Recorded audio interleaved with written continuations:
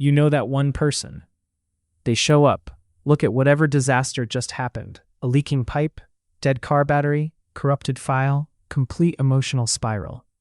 And they go quiet for a second. They don't freak out. They don't immediately Google it with shaking hands. They just think, and then they start doing something about it. And you're standing there wondering, what is wrong with me that my first instinct was to cry? So what actually separates these people from the rest of us? It's not really even experience. And once you understand it, you're going to start seeing it everywhere. Let's go back to something psychologist Albert Bandura identified in the late 70s.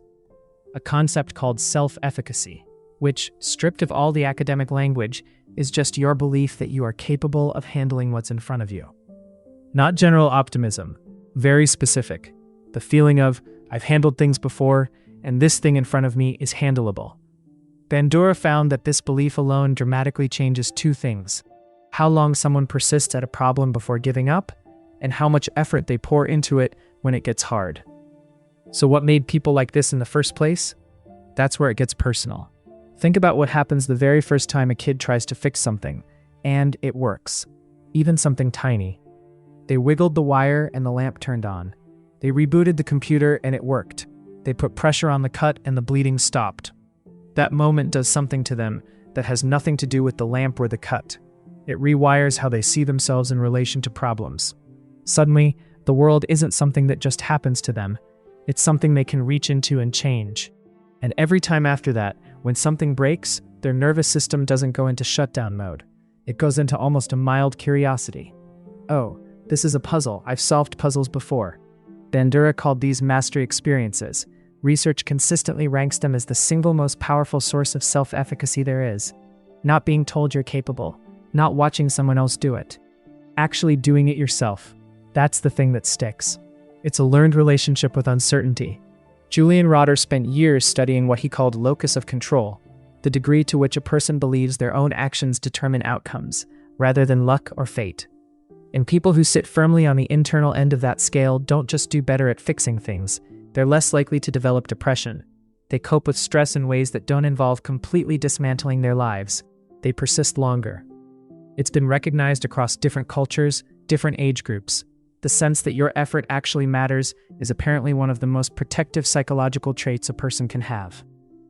But most of these people were not born this way. It started from very specific moments, usually in childhood, where someone either handed them agency or left them no choice but to find it themselves. Sometimes it was a parent who said, "I'm not going to tell you the answer. I'm going to help you figure it out." Sometimes it was a parent who wasn't there to help at all, so the kid learned to help themselves. Both pathways lead to the same place. Now, here's the part that's quite surprising, because it looks like confidence from the outside, but it's actually something else entirely. When a fixer walks into a broken situation, they are not certain it will work out. They're not carrying some magical guarantee. They feel the same uncertainty you feel. What's different is that the uncertainty doesn't feel like a verdict to them, more like a starting point. There's a psychological construct for this: tolerance of ambiguity. The ability to sit inside a situation where you don't yet know the answer and not completely fall apart while you figure it out. People who struggle with ambiguity need resolution fast. They need to know it's going to be okay right now. And when they can't get that reassurance, the anxiety takes over and they freeze. Or they hand it to the person who seems calm and back away slowly. The fixer in your life? Somewhere along the way, they learn to be okay in that uncomfortable in-between space. Okay, I want to be honest about something, because I think this video would be doing you a disservice if I didn't mention it. Some people who know how to fix everything, emotionally, practically, logistically, are not doing it from a place of strength. Some of them learned to fix things because it was how they earned their place. The approval was in the solution. Standing there helpless was, at some point in their lives, genuinely risky. So their nervous system decided, I will never be helpless again.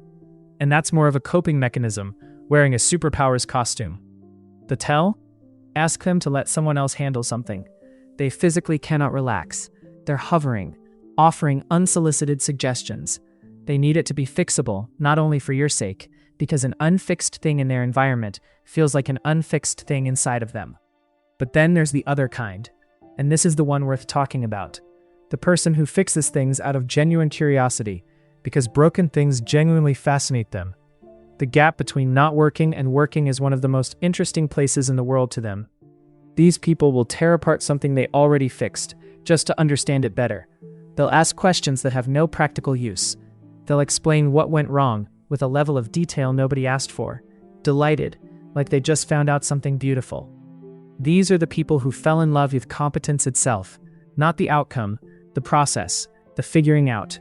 Spending time around people like that is one of the most recalibrating things you can do for yourself.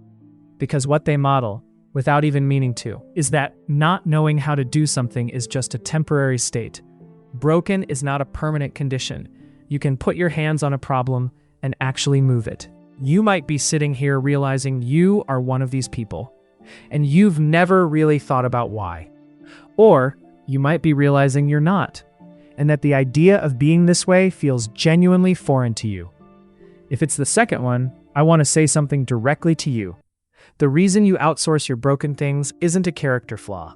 It's a history, a set of experiences that taught you that problems are things that happen to you, rather than the other way around. And that isn't permanent either. The whole architecture of self-efficacy, Bandura's entire argument, is that it builds through experience.